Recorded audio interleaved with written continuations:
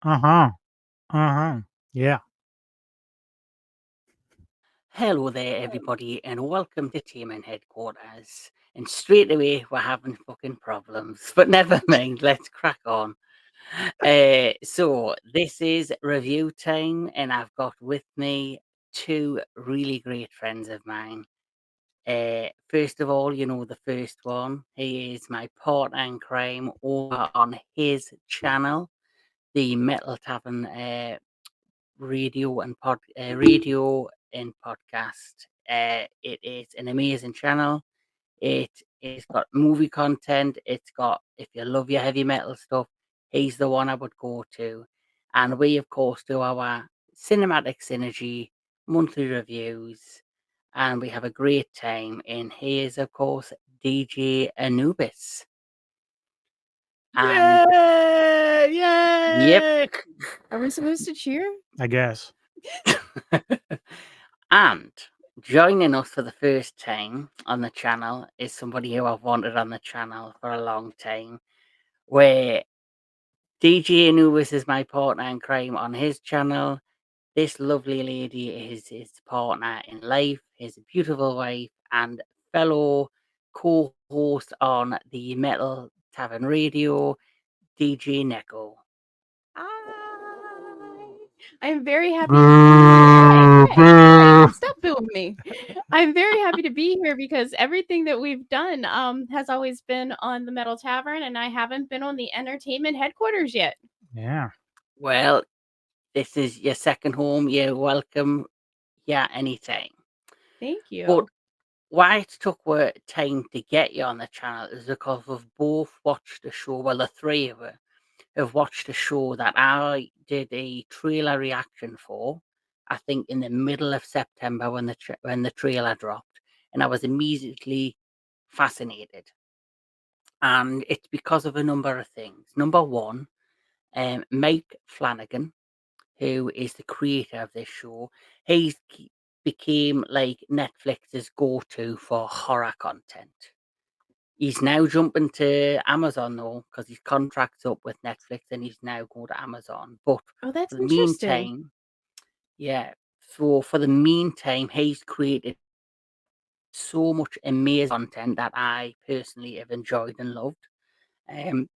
He's a bit like Ryan Murphy, who created American Horror Story, where he seems to keep certain cast members or actors and gives them different roles throughout his kind of shows. And he's did Midnight Mass, which I Uh-oh. He also did the one with don't the know bent that neck one. lady. Yeah, I did a House on He Haunted Hill. Yeah. Or Hill yeah, House, he I did should say. House on Haunted Hill. Haunted Hill House, yeah, and he did the Midnight Club. And now we are on to his latest offering, which is of course The Fall of the House of Usher. So I'll ask you guys, what is your opinion of Mike Flanagan, his past work, and what made you excited for watching The Fall of the House of Usher? Well, for me, most of the stuff that he's done, I mean, I think I've seen like Absentia, I've seen Oculus. I wasn't as impressed with those films that much. Doctor Sleep was amazing. That sequel to The Shining was amazing. I really Oh, liked I that a love lot. that. Of course, really kind of blew me away with The Haunting of Hill House. That was like the big thing that her and I were really into.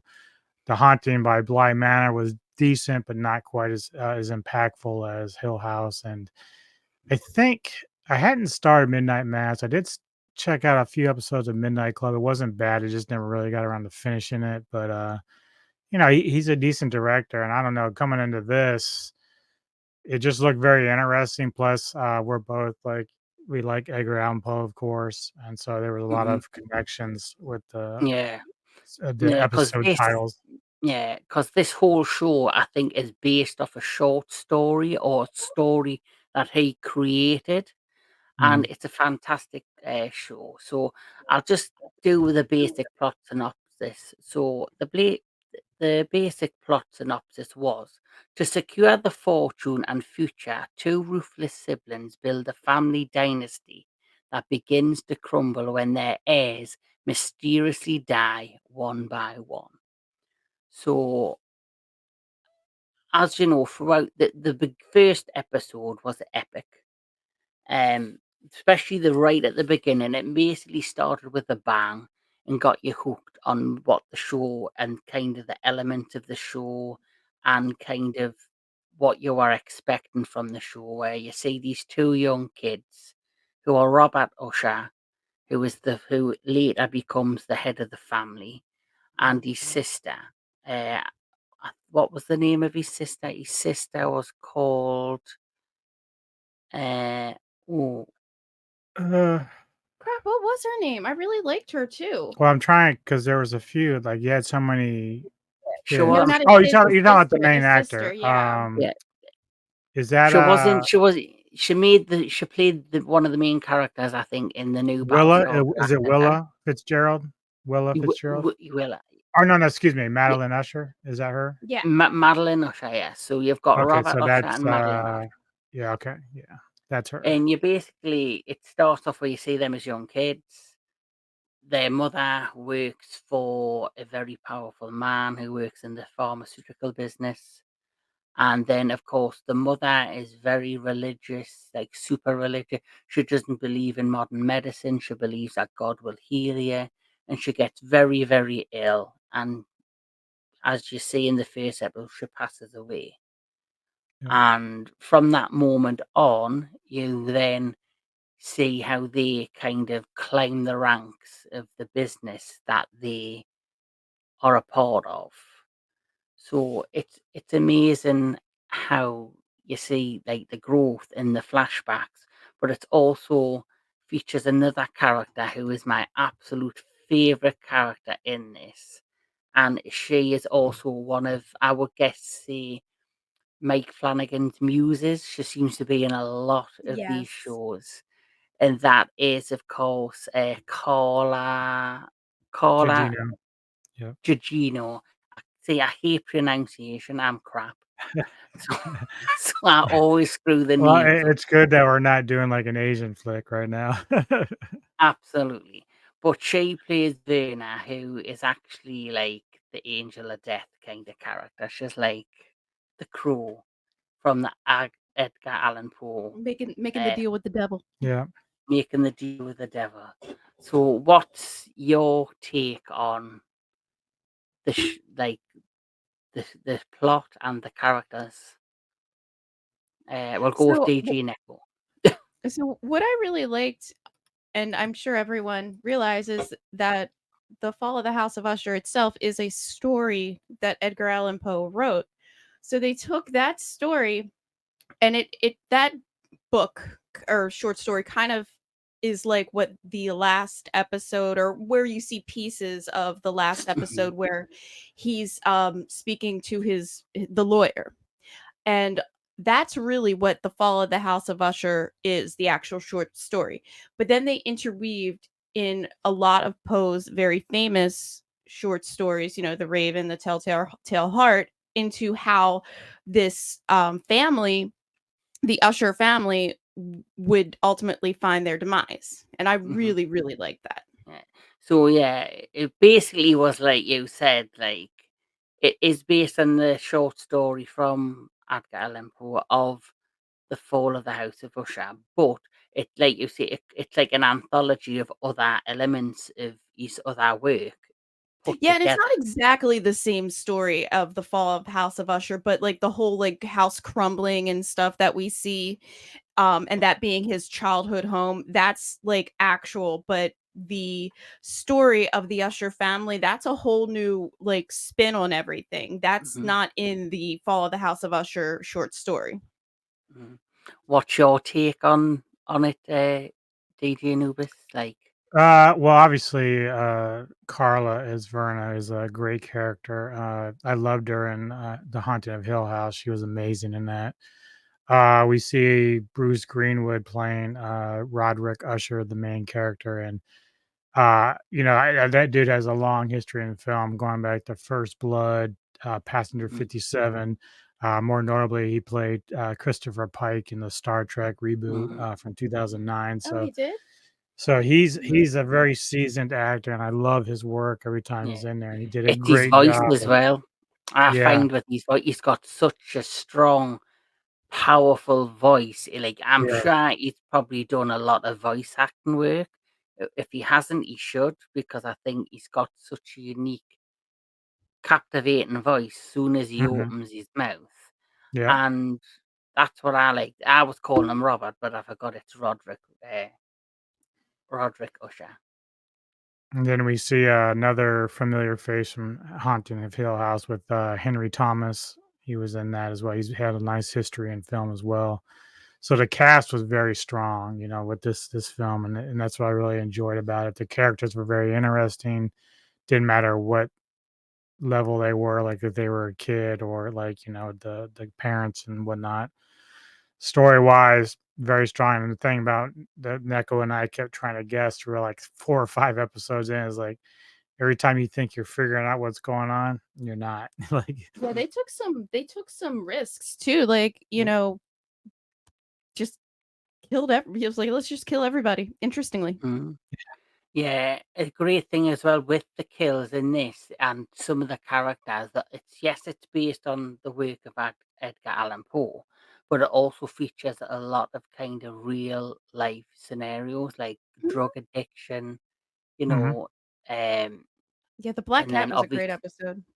the Black Cat episode was probably my favorite, if I'm honest, and also like you've got like the other daughter who is interesting. She's like got a I think she just doesn't think she's worthy, or she has her husband perform sex Mhm. acts while she watches in the sitting in the kitchen table.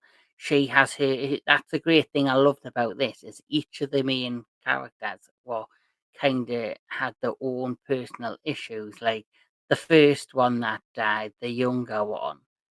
He was trying to prove himself to the family, and he gets killed horrifically in this The acid acid bath, attack, yeah. and that yeah. And is that's the funny just thing is that with the characters that we're watching of this family, like you don't really feel any kind of empathy or sympathy for them because they're not really good people No, the overall. granddaughter. But well, she's aside from the fact, but that's my other point is that, for instance, the club deaths, mm, like there was a lot of other innocent people no, that mm, died in that, so you take out the bad guy and then like you're killing other people, and that's kind of the way it was going. Like the Telltale Heart's always been one of my favorite stories from Poe, mhm. and so that's of course with the two women that are lovers, and she's forging her girlfriend's name for something, and then For that heart, implant that she was building. of course the lover doesn't want anything to do with it. She's trying to leave, and of course we'll get to it eventually, but that's my point is like you don't feel much sympathy for the actual ones that are supposed to be dying or do die. It's always the ones Mhm, that's collateral damage around them that's kind of mm, depressing about it all. So, yeah, I mean, I and don't know if you wanna go through each episode or if you wanna kinda, like, just jump around, um Well, but he's the well, lead. I'm sorry? well, I think obviously because we'd have to do episode to episode, so I think we should just maybe focus on the main points, and obviously after we see the initial start of the movie, Mhm. you're basically at all of his children's funeral that all died within a course of a week. Mhm, And he then invites the lawyer over who's been trying to catch him for years, and he's basically telling his life story. So all these not murders, sorry, well, all these deaths are interlinked with his backstory, Roderick's backstory, and how he got into fortune. And like you said, it's basically a deal with the devil kind of thing. And the deal that he made was basically him and his sister would be in good fortune and would rise to the top. But once the time was right, it wouldn't just be them that would die, but the bloodline There's would a price perish. to pay. Mhm. That was the price for a wealthy life, a successful life, was to also have all your children pass as well. Mhm. And Any each, heirs? yeah, in each character, which, like I say, made this so interesting, had their own turmoil in their life, in their own situation, which was kind of tragic because it made you look at them in a different way. Some of them, I think, yes, deserved it, but I think they were all lost. I think they were all lost and they all needed some sort of Well, I think if redemption there's or. any, like, sympathy for those characters, it's the fact that their fates were already determined by their parents And or by their brother and sister, because that's really what it came down and then to. if you think about it, like, um, remember everybody kind of has their own, like, personal childhood trauma, like, not like but theirs was compounded because especially the older siblings because he was Roderick was married and he had his children and his wife, and then when his success started, I think that's when all of that kind of started unwinding, and those kids have their own set of like trauma, like they remember mom and they remember like the life before. Some of these other children, Roderick didn't even find out about until they were already in their teens, so they didn't have any kind of contact. And so when they find out they have this like multi-billionaire father, their expectations are much different than what they used to be. And I kind of agree with you, Kevin, because they're dealing with like, oh, okay, so my dad had nothing to do with me for 16 years, or the other ones feel like they're abandoned by their dad for so long because he went in pursuit of his business. And they all have differing kind of like morals and stuff, so they really don't want they really don't the only thing that they have that really the siblings that kind of glues them together is they all feel kind of like, I don't want to say wronged, but they all had some kind of traumatic effect from their father being Roderick Usher. Mhm. So, like, once he signed the deal that he was going to have this luxury life, he basically sealed their fate. Hmm. And that's the tragedy. Is yes, some of them I think obviously, despite what happened, could have been redeemed. Where some of them don't deserve to be redeemed, like Frederick Usher, for example. He deserves Yeah, because his there's death. there's points in there where Verna shows up to each of them, and she's actually at one point with the youngest in the club, and she's like telling him like, "No, you really shouldn't do this." She's like trying to like say, you're not really supposed to do this." And he's not listening. He just wants to be himself and do He his own wanted to throw thing. the biggest party ever, But and it should be noted though, you got to kind of go back to when Roderick and Madeline were younger, in their 20s or whatever, and they're running away from the cops, and they end up going into that bar where Verna's doing bartending. And that's sort of like the catalyst to everything else that happens, the deal and everything that gets unraveled. But it's so interesting when you get to the end of it, like Roderick was always thinking about heirs. Like it's almost like he just they kind of both put it out of their head what happened that night because they didn't even realize if it was real or not. They because talked yeah, when about they it, walked out of the it didn't it exist. didn't exist. It was like an abandoned building. Yeah. But Madeline had made it a goal not to have kids. Like that was one of her things. She was going to be a career woman, and whether or not that night played a factor in her decisions, who knows? But Roderick was always philandering around and having Mm. different kids, If you and look at his Madeline, though, she's a very calculating character. She was very. yes, She knew what she wanted out of life. yeah, She knew the yeah, path she was. So when she made that deal, she knew she was never going to have children. So in her Mhm. mind, she probably thought, well, that's a loophole out of this deal. Because if I don't have children, one, nothing will happen to her kids, but then potentially nothing might happen to her. In a way where with Roderick, who makes the deal, he's got, like you say, a plethora of children that's come out of nowhere. And he's basically cursed them. He's now, Mhm. when even when she sees them drop one by one, I don't think you get much sympathy out of her, because I think she thinks once the last child's gone, the last one left will be Roderick, and she'll be the Yeah. last one standing, which, as we know, isn't the case. No. No. And the other thing that I think we need to kind of point out is how they even ended up in that position to make a deal with the devil, so to speak. Hmm. I um I found that scene very interesting with them that new was it New Year's Eve?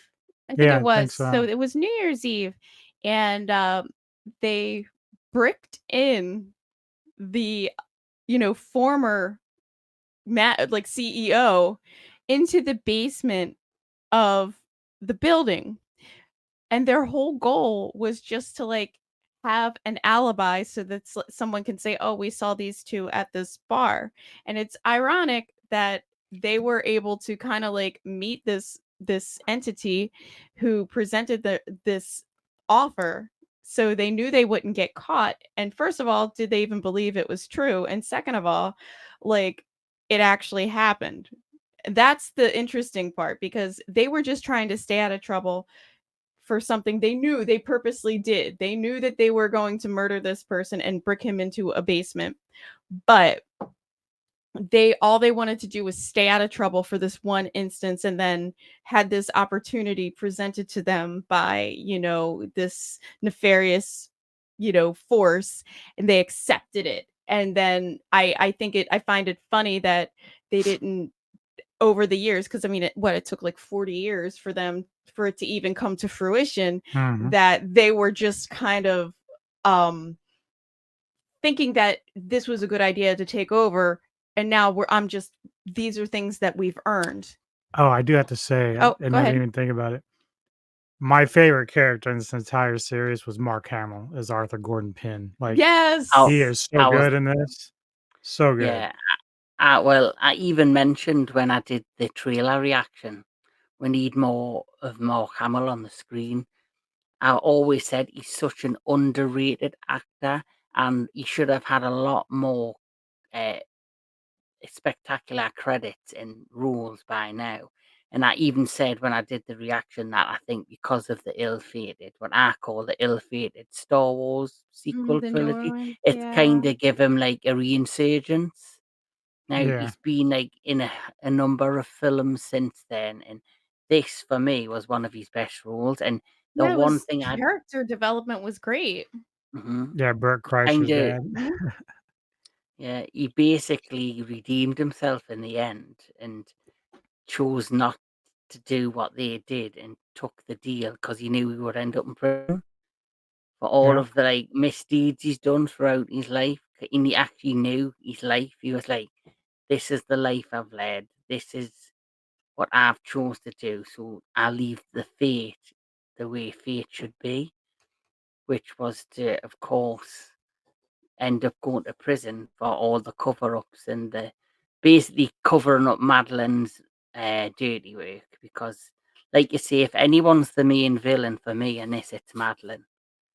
Oh, Because she's like Yes. she's very dark, like, very She's the dark. one who comes up with all the ideas. But she also has the best end reveal.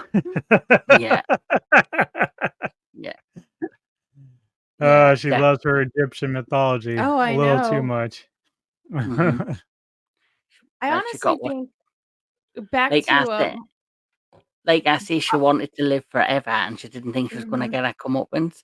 And I'm sure, like, in Egyptian mythology, if you embalm somebody, it's like a way of keeping them alive forever. So in a Mhm. way, it was like she got what she wanted. Mhm. It's very true. I mean, she in the ancient Egypt, like their funeral rites, that's why these rich people built these giant tombs and put all their crap in there with them because they thought that they would come back to life. That's just how it was. They believed they had the power, and when they would embalming was much different back then. Clearly, they would put like herbs and they'd mummify you. And believe it or not, like when they are examining these mummies, it does preserve the body for quite a while. I found it very interesting that she had such an affinity to the Egyptian mythology and the Egyptian life. Yeah. Yeah, I mean, it's just kinda like one of those little twists at the end that you're not really expecting. I was like, "Oh, shit." It's like a Suspiria moment, you know? Yeah, definitely. Like, so And who as what we actress know, was she? What was her name? Like, cause Well, I feel like obviously, I've seen her they were before. both played by 2 different people, so, so um, well, the Graham older Bashir the played teen Roderick, and older Madeline was Mary McDonnell, and the younger one was Willa Fitzgerald. See, Mary yeah, McDonald just looks super familiar. I'm gonna have to look her up real fast. I'm sorry that's unprofessional, but I am. No, it's she alright. was, I think she was in the Battlestar Galactica She remake was as the in Dances president. Oh, with Wolves, actually, you know what? Battlestar Galactica, you're correct. Independence Day, the president's wife. Ah, that's the president's wife in Yeah, Independence Day. That's why she looks so familiar. Donnie Darko, I Yeah, had that film. Oh wow, yeah, she has quite a filmography. A lot of yeah. television. And what else can I say? So, like, obviously, the film it starts off with these two young characters, not film series. Starts off with these two characters that basically wanted a better life than what they had, and then it turned left and it got very dark. And the story is basically Roderick telling his life story. He's basically making peace with himself Mhm. before he knows Before it's what's about time. before his time, and he's kind of like asking forgiveness. And even the trailer, I loved in the trailer how it shows you him lying on the ground outside the church, and he's going for nevermore, nevermore, nevermore. I just love that scene, and we need to know the reason. I think Roderick would have led a normal life despite knowing this would have happened, but Madeline twisted things. But another thing that I think made him go to the dark side or come across desperate, if you will, is due to the fact he discovers he has an illness Yeah. and he's That desperate to yeah. find a cure. And I think that was his downfall. He was trying to find a cure for this illness, and Madeline, I think, used the fact that he was weak via decision making. He wasn't mentally in the right place at right time. I think she used that against him to basically. And you know, she always did that to him. You saw throughout, you know, the flashbacks and everything. She always did that. She always kind of had a way to have him under her thumb. She always knew what to do to make him do what would be best for her. Yep. Yes.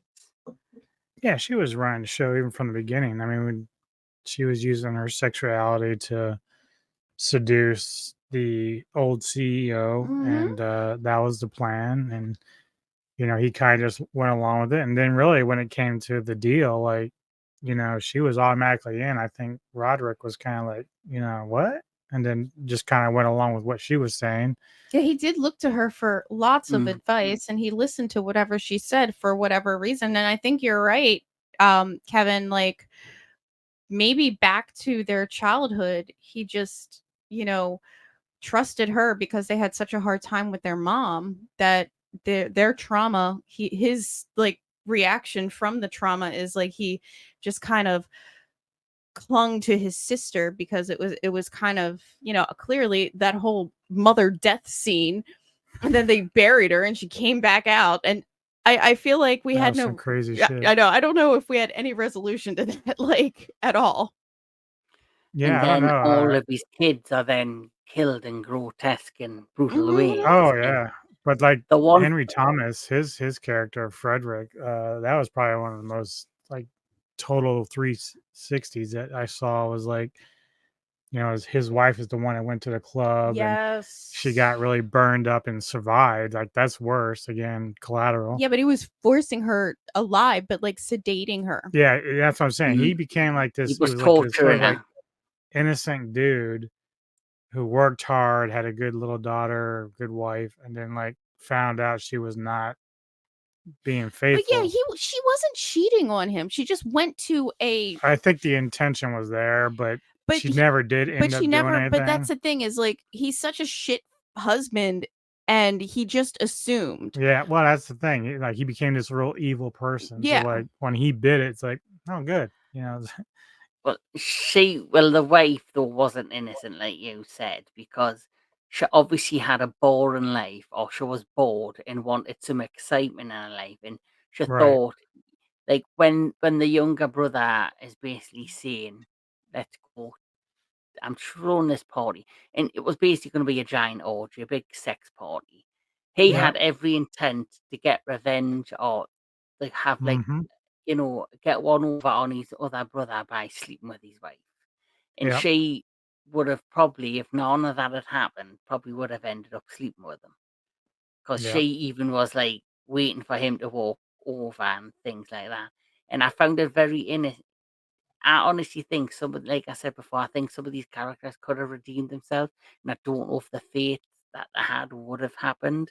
Like, for example, when she's in the bedroom with the younger brother and she's talking to him and she's like trying to explain stuff to him and like trying to say, you shouldn't be doing this, blah, blah, blah, blah. He could have walked out that party and just let them, and he might have survived. And it's the same with the wife, if you remember. She goes up to them and she's like whispering in all the way as he has, saying, you need to go, don't be here. And they all leave. She chooses to Yeah. Yeah, stay. but she didn't. She chose to stay. You're right. Yeah. And so her fate was sealed when she decided, when she was given the advice to leave, she made the choice to stay. So Yeah. in a way, her ending up the way she did in being tortured is in her own way, her own doing, because if she had left, none of this would have happened. He Yeah. wouldn't have found out she had this phone. He wouldn't have then had the thought in his head, she's cheating on me with my younger brother. And he wouldn't have turned out the way he did. So there's so many twists and turns, which is what I loved about it, Mm-hmm. because you can see it from different angles. And another thing I loved about this is the use of different colours. Oh So yeah. I don't know if you noticed, but each of the characters had their own colour. No, that's a So good Leo, eye. so if you look at this, if you look at Leo, he wore nothing but black, and he had the Black Cat episode. Mhm. One of the daughter, I forgot her name, who was with the husband, who The it couple? was Tamerlane Usher. She wore nothing but green, and obviously, the one who passed, who died, he used to wear a lot of reds. So the kind of, I think they use different colours to signify different elements and different characters and Or maybe show. like types of sins, Yeah, like that's maybe this different. person's Yeah, wearing green because she's greedy. That's right, because wasn't she the one who had her own her own business and like fashion line, and she was like the it's like one a who had the fitness app. cuckold husband? Yeah, Mhm. she had a fitness business. He was like the That's right, the fitness fitness guru, business. and she was about to launch a fitness app. And Yeah. then Yeah. she's watching the promo for the app, and obviously Verna is in the video, like Mhm. whispering, and she gets super jealous. So I think she was wearing The green for green with envy. envy, yes. So She got a good guess. that's another thing I picked up on, was the different elements of amazing use of colours. And Yeah, and her obviously, death's like to me represented vanity. The way she mhm, died, like that to yeah, me was yeah. fitting. So That's really that's a, clever. I didn't pick that up, mhm, Kevin. yeah, that's something I noticed, and that's why I love the show. So I'm just gonna, out of all the deaths, because we could talk about each episode. We've talked about the Mhm. main plot, which is it's about two siblings who make a deal with the devil or an angel of death, and it's basically getting close to time for them to seal the deal. All the Mhm. family members are slowly being killed in mysterious and strange ways, because the deal was, when I come to collect, yous don't just die, your whole bloodline dies. And out of all of the deaths, which one was the one that was the most your favorite death and the most unique death to you? We'll start with Hmm. Neko. Start with me. Oh, that's tough. Because I loved the Black Cat episode. That one was really fucking crazy, and I loved that cat. Like, I loved that he thought he could just replace a cat that he, murdered while he was in a drug-induced haze. But I also like the Telltale Heart episode too, where like she was so like insane from her own like because she was clearly a genius, but she was just so insane and driven that she's like, I'm gonna make this thing work no matter what. And that just like blew my mind. Mhm. Going But back those to two the are my black, favorite. going back to the black cat episode though, did he really kill that cat? Because if you remember when you find Leo who falls off the building, crashes to the floor, the actual cat that he thought he killed walks over him with the collar on. Oh, that's true. Maybe So he he just didn't got out and never came back. he didn't actually kill that cat. Okay, that makes me So feel better because I was really upset about the cat getting murdered. I don't actually think he killed the cat. I think he imagined he killed the cat because then the cat actually walks over his body laying on the floor with the pink But collar was and the that bell that on. cat or was that the other cat that that he found at the shelter? Yeah, he No, tried I to do think a swap. I I think it was think the original cat. I think it's the original cat that got out, and I think it's because he also, if you remember through the details of the episode, he says she's got out before you by back, wanders back, and I honestly think the cat had got out, and it was on its way back. I kind of like that. I like that better than Mm, what I thought it was. I mm, also think that that second cat was also imagined too, because his boyfriend never saw the other cat ever.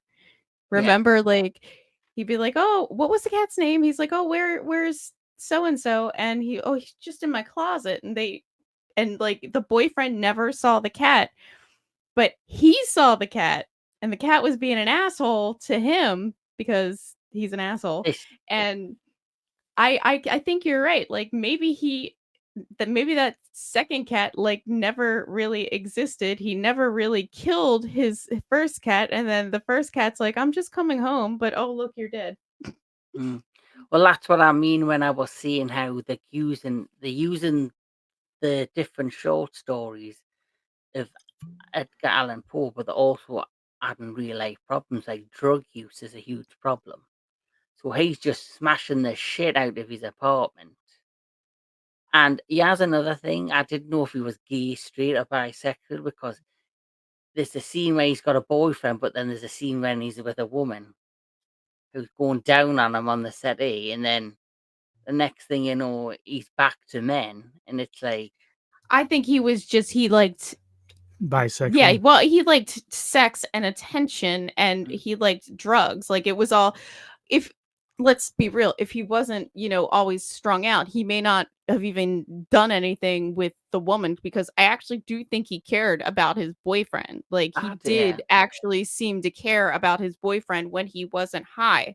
But then when he gets all high and everything, it turns into like anything goes. And I don't I really think that he was a troubled guy and you know like you were saying about like drug addiction and the drug psychosis when his boyfriend walks in and he's like ripping down the walls trying to find the cat that's supposedly terrorizing him and the boyfriend is just like looking and in shock because he's like, "This person I love, and now I realize there's nothing I can do for him because he is completely consumed by everything, by his drugs, by his money, by his lifestyle. Everything has consumed him, and he's mad at a cat." Which is really crazy because it's just like, a 10-pound little animal, and he's ripping down the apartment over this cat. mm, It was kind of absolutely. sad. So, DJ Anubis, your favorite kill? Certainly, it was probably the most clever of it all was as Frederick is continuing to dose Morella while she's in the hospital, isn't quite paying attention all the time, and so he ends up snorting the very substance that he was using to paralyze her and keep her from talking and coming out of her stupor. That's what he did. So he goes to what they were tearing down the old building that the youngest died in, and so he's there trying to get it torn down, and that's when he collapses. And of course, Verna shows up and explains to him, "Yeah, you would have had an easier way, but you had to go and torture Morella, and so now this is your fate." And of course, the building starts collapsing and turns itself into a pendulum that cuts him in half, and he's alive while it's happening. It's the most beautiful thing I've ever seen. That is pretty metal. Yeah, yeah. So that was that, or the Tamerlane getting the glass shards that from her bed. Again, vanity to just Oh, that Mm. was crazy Mm. too. I It's just funny. that was probably my favorite, the glass, because I liked. If you look at all of the different children's story logs, I think hers. I don't know why seemed to like strike me the most because I think she didn't have a lot of self confidence, and I think she was doing everything to try and find something that was missing in her. But at the same time, she was pushing her husband away. And like you see, it was all about how she felt, how she looked. She was trying to please everybody, and then how she died was, was tragic, but also brutal, and also getting your face ripped off by a chimpanzee. What more do you want? yeah, when yeah. when that happened I think that was the second kill, major kill. So for And those that that was are early watching, on in the series. So we didn't that was even know what we were gonna expect. That was like what, the first episode or second I episode? believe that was the third with the murder in the Rue Morgue. So that was the one. That was that one. Yeah, it was really early and we're like, what is going on? I mean, like, Mhm. and I know, like, when they found her, they were just like shocked. Like everything and they're like, how did they get out or what's going on? And like, ah, I love that they didn't hold back during this entire Mm. show. I loved that Mm. they didn't hold back. And But what that's I that's like, oh, I'm sorry. what I That's just liked the about, beauty of Flanagan is that his storytelling with the writing is great because again, I point back to the Haunting of Hill House. Like by the time you get to the end with the bent neck lady, you don't really know that it's actually the girl. Like that reveal is fucking amazing. I'm just like, holy fucking shit. And we didn't watch that entire series like in one day. We watched it over a period of time, and the bent neck lady really scared me. I'm like, I'm not It's going to bed. creepy as I'm shit. not the bent neck lady's going to get me. I'm not going to bed. I'm scared. I But can't.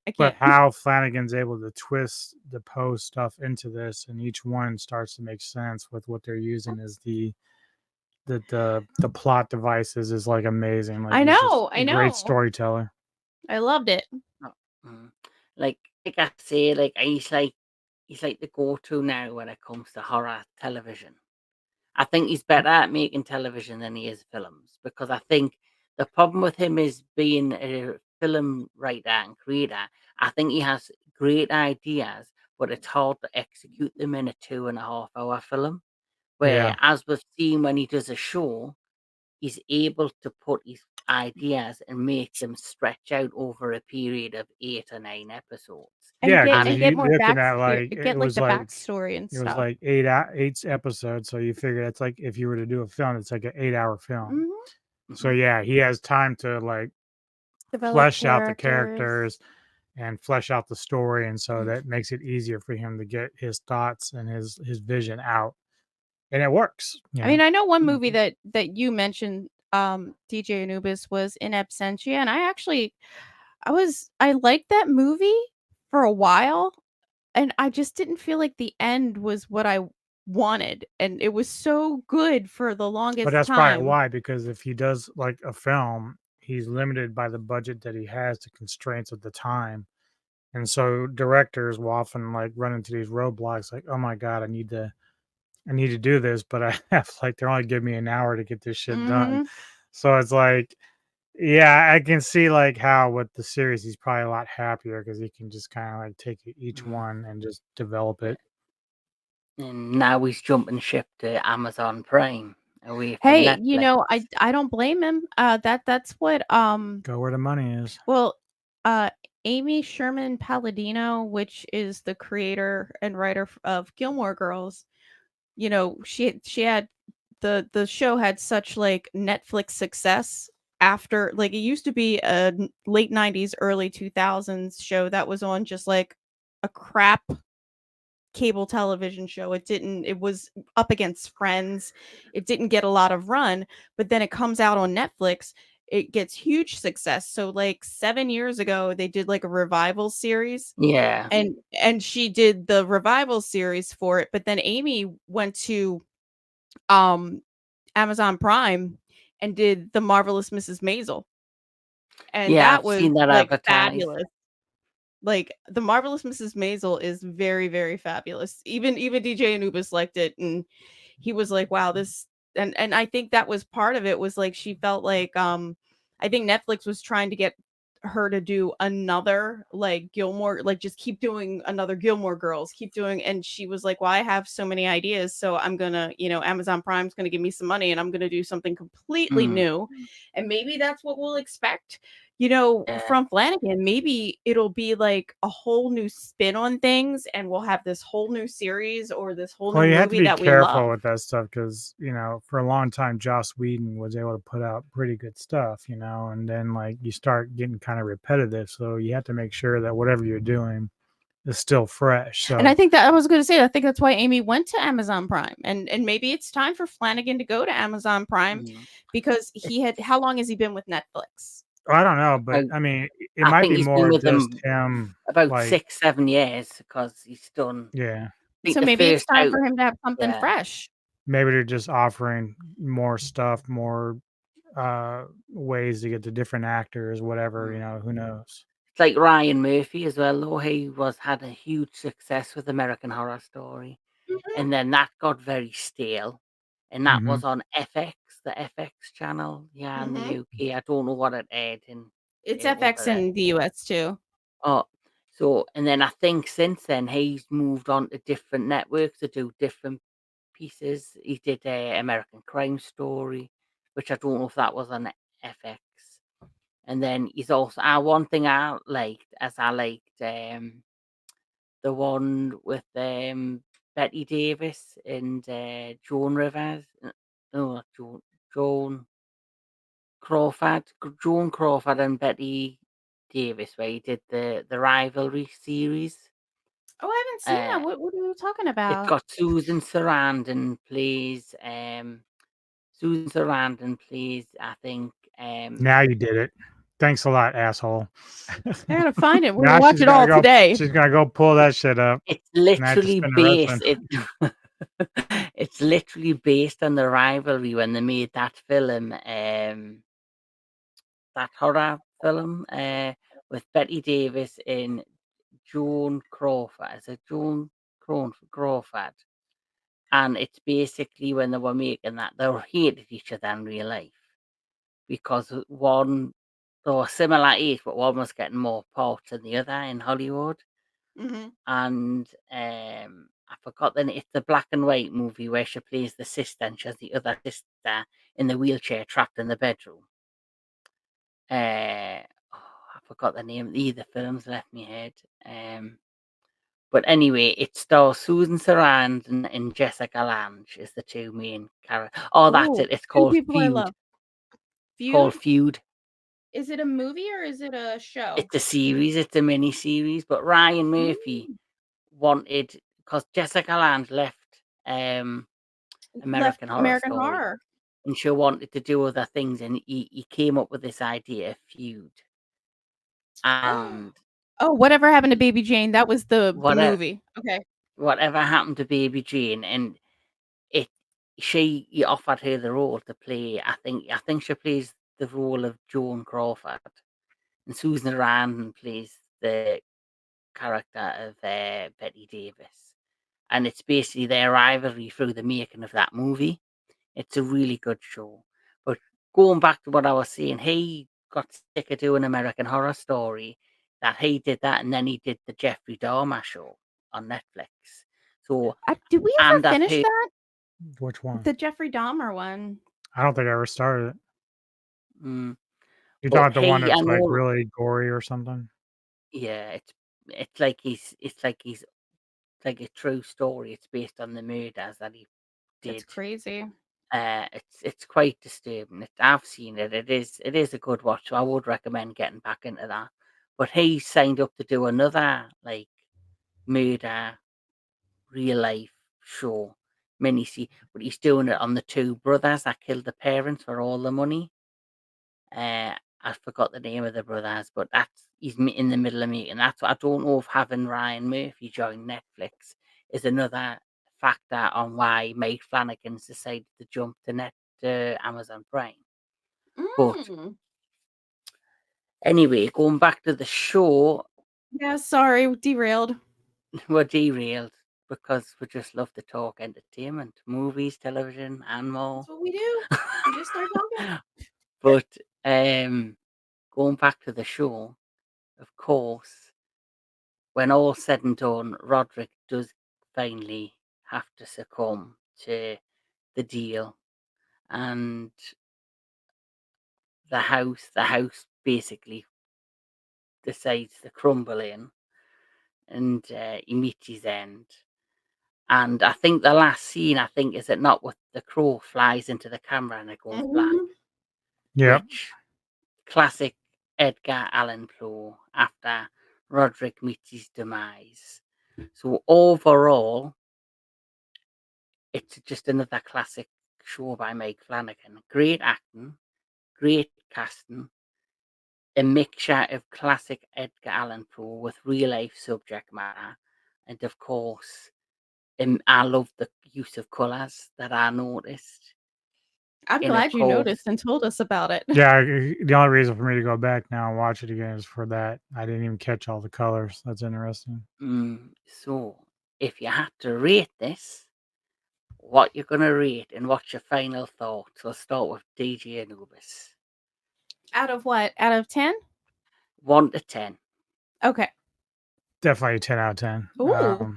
It's good. It's up there with Haunting Hill's House. So like it's way up there because I really love that series as well. So storytelling's good. The actors are great.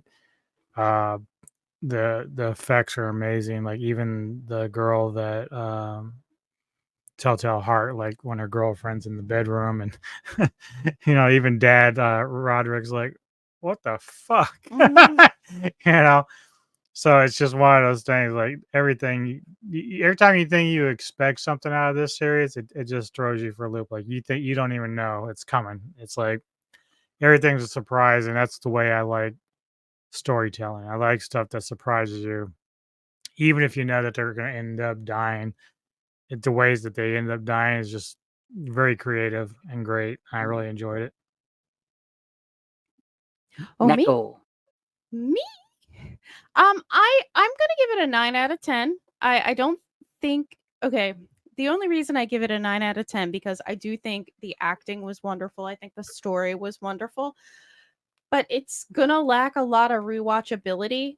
I think I think it's something that you watch it maybe once, maybe twice, and I know we're probably going to rewatch it just because you caught on to some themes that we didn't see, but that's the only reason I drop it down 1 point is because I think this is something that is only going to be kind of digested once when a viewer watches it. They're not going to want to watch it over and over again, whereas if you take like a favorite movie or a favorite show, that's something that'll make you watch it again and again. Look, why are you shaking your head? That's the only Hard disagree. Like the woman that sits and watches Sex in the City and Gilmore Girls like 1,000 times, this is way more entertaining but than I'm that I'm not show. I'm not even comparing it to the entertainment Yeah, but you're value. saying that I'm it doesn't have saying I rewatchability. don't think it has rewatchability because a lot of the the tone of the show itself was based off of a lot of shock value and it's all been ruined now that you've seen it the first time. Uh, That's why. yes and no. I mean, like with Sixth Sense, I can see it because the twist. Like But there's This had really a lot of twists too. not really. Like, shit's coming. Yeah, you know shit's shit's coming, but you don't know how shit's coming. That's the only reason I'm saying it's not Okay, a. well, you're entitled to your wrong opinion. That's fine. This is not marriage counseling. Yes, I do. This is my point of how important rewatchability is. Yes, I do watch Sex in the City a lot. Yes, I watch Gilmore Girls a lot. Yes, I watch Seinfeld a lot. That is because I consider it something that is rewatchable. This is something that I think a certain group or maybe a small subsect or whoever, but I'm not going to want to rewatch it over and over again. I might rewatch it one more time because Kevin had just pointed out some really good tones and some color usage that I didn't catch the first time. But I'm not going to sit there and after I watch it again the second time go, okay, I'm just kind of done with it. That does not take away that this is beautifully acted. No, 9 It out of does 10 not is a take good score. it does not take away anything that it's great. It just means I don't think I'm going to watch it again. Just because I give it a 9 out of 10 does not mean it's a bad movie or series. It means I'm just not going to watch it regularly again. That's all. Well, I'm going to go one down. I'm going to 8 out of 10. Oh, Yeah. ha, ha, ha. Fuck you both, man. Anubis, Anubis 10 out of 10. Neko Mm-mm. 9 out of 10. And I'm giving it 8 out of 10. And here's my reasons. I've said it before. It had great visuals, great cinematography. How it was edited and put together was brilliant. The deaths were outstanding. It had great characters, great acting. But like Neko said, I don't think it was as thrilling or captivated as the way Midnight Mass did or The Haunting of Hill House did. They had a longer lasting effect on us than this probably will. This was a mixture of horror meets Knives Out, in my mind. I don't know if you've seen that with, the murder mystery with I've seen them both. Yeah. Daniel Craig. For me, Yeah. it was a mixture of putting two genres together. It was Mhm. a horror. It was a horror show that mixed elements of, like I say, modern day issues with the classic tales of Edgar Allan Poe, but it also was like a mystery show, like Knives Out. It had like dark comedy to it, a bit like the Knives Out series, and that's what I liked about it. But because it was like that and it wasn't fully had a serious tone to it, it doesn't stand out to me as much as the Midnight Mass or the Haunt of Hill House. But I thought the use of colours was excellent. Like I said, cinematography, editing, great characters, great acting, amazing cast. You cannot fault that. And obviously, it's just a great show, but it doesn't have that lasting impact on me the way them shows did. So that's why I'm giving it an 8 out of 10. See, Okay. I agree. That is part of my I'm not trying to like and as you said, it's not that we're saying that the actors and the story were not good. It's just See, there's it's funny though, because something missing that's not going to make me want to watch it again.